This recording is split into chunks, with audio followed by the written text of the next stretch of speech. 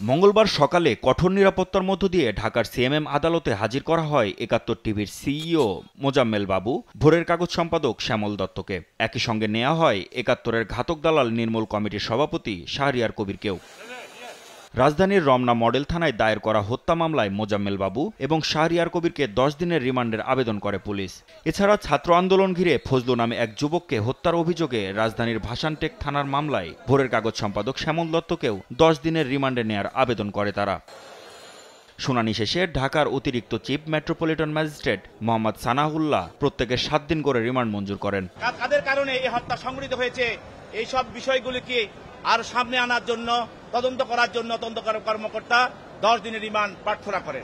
আসামি পক্ষে আইনজীবীরাও সেখানে ওকালতনামা দিয়ে তাদের এই রিমান্ডের বিরুদ্ধে এবং জামিনের জন্য প্রার্থনা করেন। বিজ্ঞ আদালত উভয় পক্ষের শুনানি অন্তে এই আসামিদ্বয়ের বিরুদ্ধে ৭ দিনের রিমান্ড মঞ্জুর করেন।